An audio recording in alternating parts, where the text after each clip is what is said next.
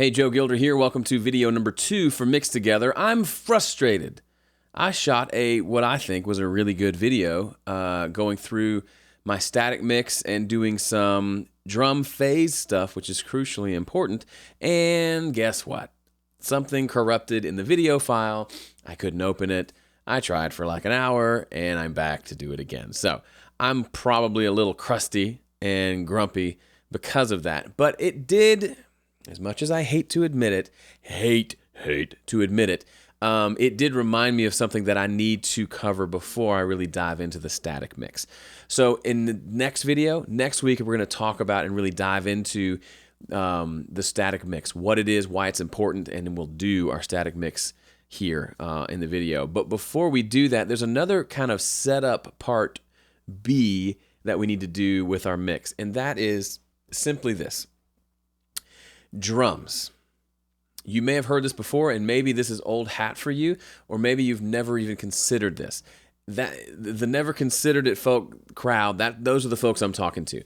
So when you record anything with a microphone, when there's more than one microphone on a source, you have the potential for what's called phase issues. That means the sound, phase just has to do with the timing of the audio itself, okay? If you put two microphones on an acoustic guitar, the sound is going to hit one microphone at a slightly different point in time than the other, most likely. Sometimes those phase differences or those timing differences are what give you a stereo image, which means you can hear, a big piano. You can hear the low notes over here, the high notes over here, because these low notes are hitting your ear a little sooner than they are hitting this other ear. And the other microphone is your ear in that scenario. But without getting overly complicated, and I probably have already made that overly complicated, good rule of thumb, whenever you put multiple microphones on a source, or you have multiple microphones recording something in the same space, there is always the potential for there to be phase issues. Now, what do phase issues sound like? Let me give you a quick example. And this will be kind of a phase lesson. I really, really don't want this to be video number 2. I'll be honest. It's a little more sterile. It's a little more boring. But I have to talk about it, because if I don't, I'm doing you a disservice. And this is something that I personally tend to mess up in my mixes because I tend to forget to do this. Let me just fix some of the stuff I did earlier. And so let's just talk quickly about phase, and then I'll demonstrate it for you. It's actually pretty cool in this mix. And it's a way to, if you take the time to do this on the front end, it'll help you extremely on the back end when you're mixing. So let me quickly demonstrate what phase is. Let's take this intro guitar part to the song right here. And of course I can't hear anything because I don't have my speakers on. Let's try that again. Okay, big beefy, that IBY stands for Ibanez. It's that hollow body over there, the sunburst one, not the red one, but 2 guitars over. Great guitar. It's like a $300 guitar. So I'm going to duplicate this. So these are two of the exact same thing. Okay, it's exactly the same thing. It's louder because there are 2 of them. If I pan them, you won't hear a difference. It still sounds up the middle because it is the exact same thing. Side note, you can't make something stereo by duplicating it and panning it left and right. And if you think about delaying one, that'll cause phase issues. Just don't do it. We'll get to that later. Now, what happens if I flip the polarity, or as some people say, flip the phase? Those 2 words, sadly, are interchangeable, although they don't actually mean the same thing. When I talk about flipping the phase, the correct term is polarity. We're actually flipping what direction this waveform goes. So as you can see, the waveform goes up here and then down here. Well, we're going to put a plugin on here on this second guitar, and I'm going to use a preset for phase invert, which is another fancy way of saying invert the polarity. Essentially, take this waveform and flip it over to where instead of this wave going up, it goes down. On a track by itself, that does nothing. It'll sound identical. However, with the 2 together, listen to what happens when I actually flip this, invert the phase.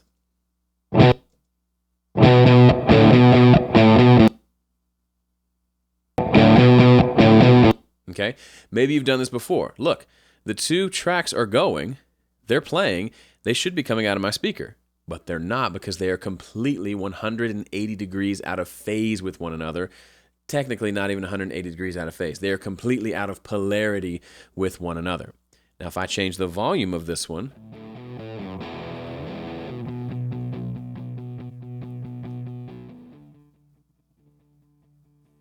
Isn't that interesting? If they're exactly the same volume and I flip the polarity, then they will completely cancel each other out. It's called they're nulling each other out. If they're not identical, then there starts to have audio come back through. But listen to the difference when I turn the plug-in on and off. Let me start this back right here.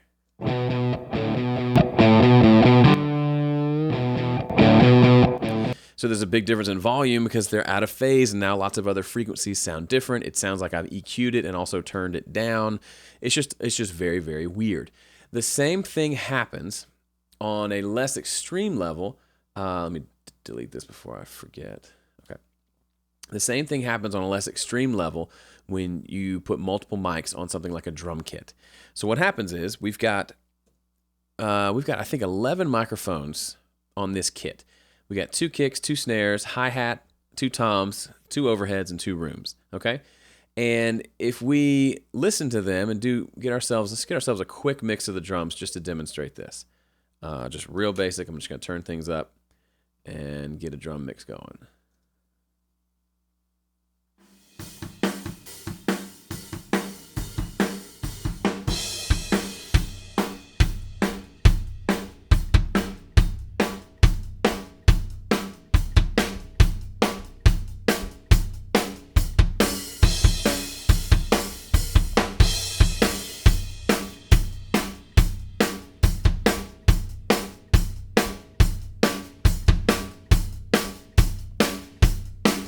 Okay, decent sounding recording, right? It actually is a decent sounding drum kit.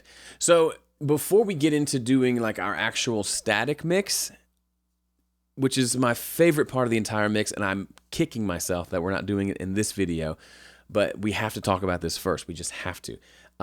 We need to see if there are any phase issues with any of these drums. The most popular issue will be when we have a top mic and a bottom mic on a snare drum.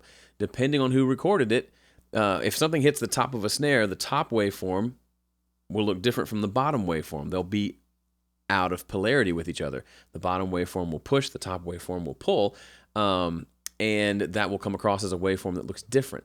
If we zoom in on this snare drum track here, it's a little delayed here because the bottom mic was farther away from the top, but we see they both go up. That means most likely that Tim did, oh, my batteries are dying, that Tim did a good job recording this and actually having the drums be in polarity with each other.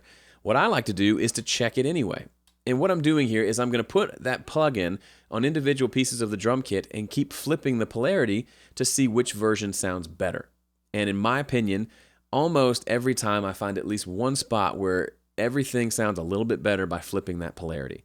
The first thing I want to do, I like to treat my drums as a whole. So these are kick drums, and I'm going to treat them as a kick drum. I will blend them together, and as best I can, I'd like to just use one track for my kick. So I'm going to run them to a bus. Same thing with the snares. Same thing with the toms. I like to treat them with the same EQ and compression if I can. Now, if I end up getting to a point where it's not working, that's fine, but I like to try to do it this way. So this will make it easier to do polarity flipping and all that sort of thing. So let's start with the snare drum because that's what we talked about first. Big important point when you're doing this, it's a good idea to do all of this work in mono. Studio One has a mono button here that allows me, no panning is happening, everything is summed up the middle. There are external boxes that allow you to do mono. You can try to find a plugin that will do that for you. You'll need to figure that out on your own system. Studio One does make that actually pretty easy. So now I'm going to take this plugin, and it's just a simple plugin called Mix Tool that has some different just kind of audio tools on it. We're going to invert the phase. So here's what I'm going to do.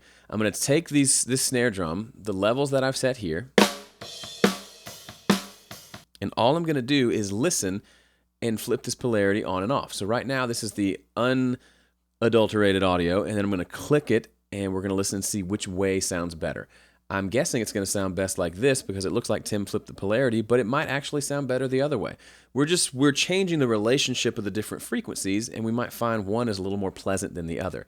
There's really no, quote, right or wrong here. It's just a matter of getting the best tone before we ever reach for a plug-in or an EQ or a compressor.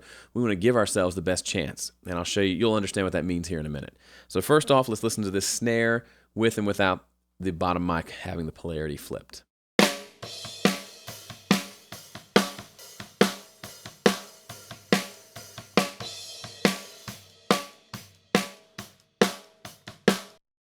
Okay, they both sound like a snare drum. I kind of liked it flipped. It had a little bit more tightness to it, and the kind of fundamental frequency changed a little bit. And I liked it a little tighter, a little tiny bit thicker to my ear, and I kind of liked it. So I'm going to leave that flipped.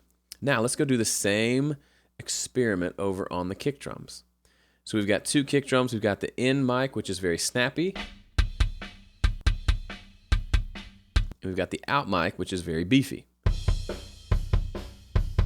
Blend them together, decent sound. What are we going to do? Is the out mic need to be flipped? You could zoom into the waveform and check it that way. I prefer just to listen. Honestly, that's how I like to do it. I don't like to go in and move the waveforms around too much. I really just like to try flipping the polarity and see if that helps it. If it does, great. If it doesn't, that's great too. Excuse me. So here's the drums, not flipped, and then I will flip it and we'll see which one we like better.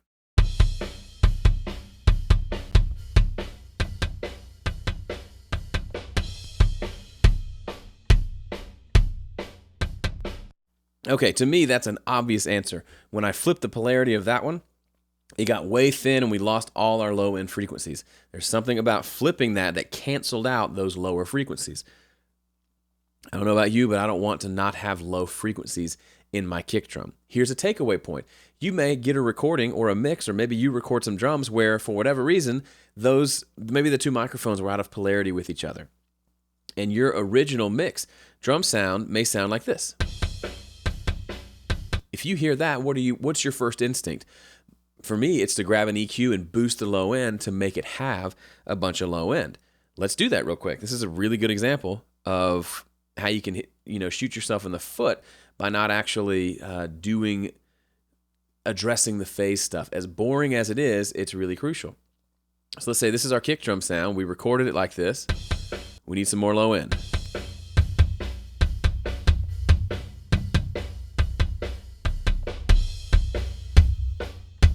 I mean, there's a little low end down there to grab, but there's something missing there. It feels like, where'd the low end go? Did I really record these that badly?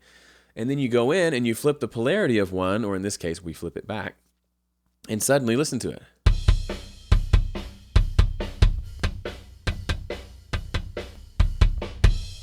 Suddenly there's low end there to be boosted if we want to boost it even more. That really, really low stuff that can really kind of get the chest pumping thing going, it's actually there. The other way, it literally was not there. We couldn't hear it. It's a great example. So obviously it's different because my kick drums in this particular song are in a good phase relationship, but you could very easily get some that were just flipped and no one noticed it in the recording phase, and that can happen. So imagine how you'd be shooting yourself in the foot, or at least pulling your hair out trying to mix this and get the kick drum to sound punchy, and no matter what you do, there just doesn't seem to be any low end there. One quick flip of the polarity of one of those tracks and boom, suddenly you've got all your low end again. Okay, so now we've checked the kicks together, we've checked the snares together, and that could be enough, but I want to go a little bit further. For me, I've done this differently in the past. I used to do everything based on the overhead. How does everything sound with the overheads? Now I do it really based on how does everything sound with the kick drum. So now the kick drum is my most important thing to me, and especially in a rock mix. Kick and then snare is kind of second most important. Everything else is kind of lesser importance. Those two need to be really, really right. So here's our kick drum sound. Now, I want to know how the snare drum sounds in relation to the kick drum. Now, the snare, we fixed the two snares together. Their phase relationship is good, but how does the kick drum sound in the snare mics? As you know, snare microphones, the snare drum is pretty close to the kick drum. So when you hit the kick, some of that sound gets picked up by the snare drum mics. The sound of the snare is much louder, but the snare mics can still affect how the kick drum sounds. So it's sometimes cool to check the polarity of the snares while listening to the kicks and see if one sounds better. So on my snare bus, I've got both of these snare tracks routed to this bus. I'm going to flip the polarity of it and see if one sounds better when I listen to both the kick and the snare together.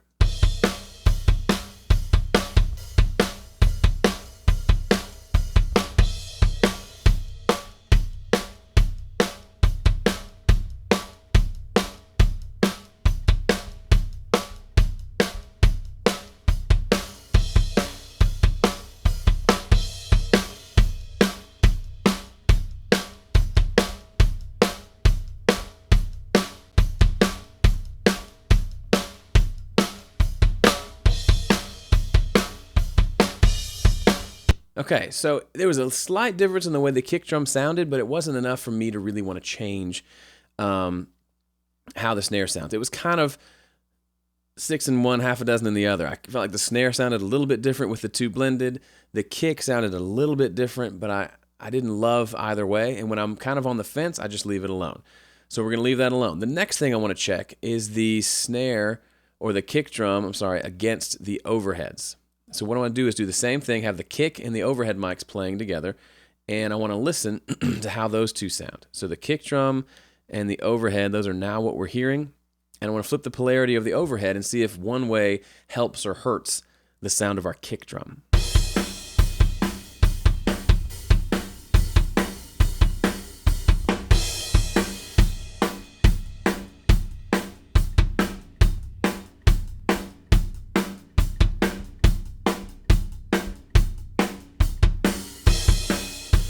Okay, so that to me, the kick drum lost a lot of low end. It felt a little beefier and thicker with the polarity left like it is without touching it. So I'm going to leave that alone. Now, as like a final test, I want to hear how the snare drum sounds in relation to the overhead. So here we go. I'm going to flip. I know the overhead, I like it without the polarity flipped. I'm going to turn that off, but I'm going to flip the snare against the overhead and just see how that sounds. Snare against the kick didn't make much of a difference. I want to see if you get a lot of snare sound in the overhead mics, right? The snare is really loud. The overhead mics pick it up. So the overhead mics really do contribute to your snare drum tone. And then how these two interact, the close mics with the overhead mics, can really help you get a better tone more quickly by checking those phase relationships. So let's do that now.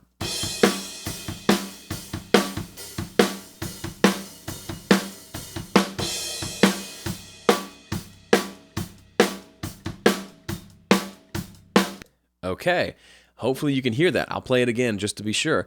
The snare sounds much thicker and more mixed when I flip the polarity. That's really interesting. So the snare against the overheads sounds better with the polarity flipped. Here it is without it, and then when I flip it, listen to how the snare kind of tightens up and has a little bit of a thicker sound to it.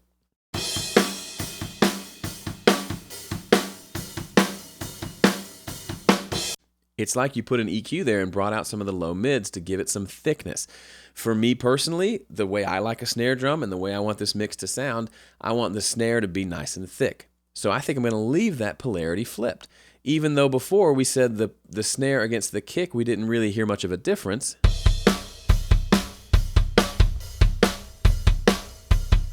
It's just kind of more of the same. It's not terribly different. That tells me I have permission to switch the polarity of it if it makes it work better with the overheads. So all three together sound pretty good. We've got a thick sounding snare without having to do a lot of other work. Now if I turn that off, the snare just gets a little less thick and a little more bleh.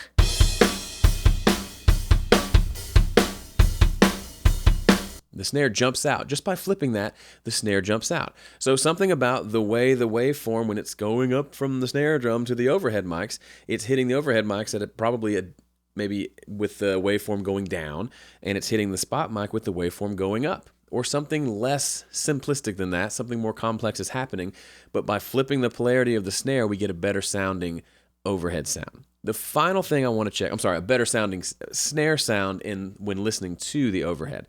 We won't have to wrestle with EQ on the snare nearly as much. Last thing I want to check is the kick drum, because the kick drum, again, is my number one against the room mics. And we will do the same thing. I'll throw the polarity inverting machine on here, and let's see how that works. Turn it up a little bit.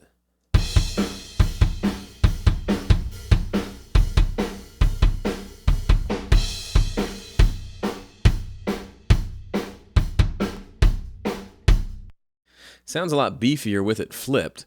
I'm just going to check the snare as well.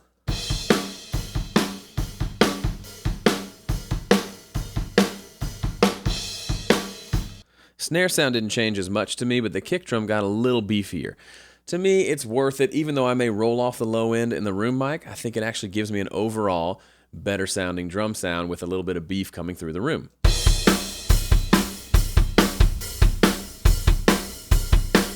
So we've tested a bunch, and you could do the toms. I don't care about the toms as much, but you could check to see if The polarity on the toms is affecting the sound of the kick. In fact, let's go ahead and do that. Just the tom mic's just sitting there picking up a little bit of kick drum. Does it sound better one way or the other?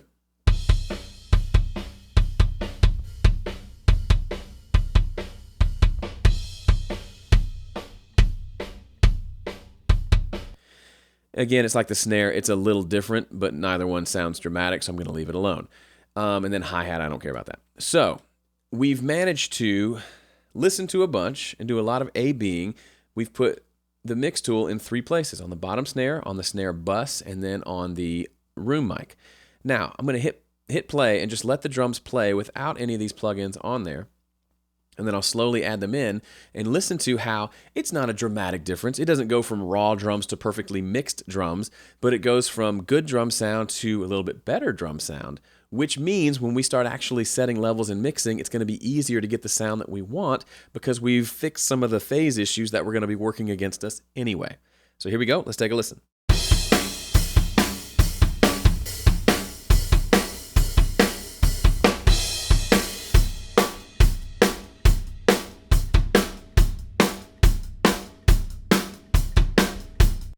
Yeah, to me, the room mic and even the snare bottom mic is subtle, but that snare overall bus being flipped takes the snare from being just a ho-hum snare to kind of a snappy, almost got a compressed sort of sound to it. And again, look, there's no plugins being used yet. Nothing's being used. We just flipped polarity. We did the nerdiest of things to set us up to have a better drum sound. Now, in the last video, or the first attempt at creating this video, I actually worked on my static mix and then came back and did this.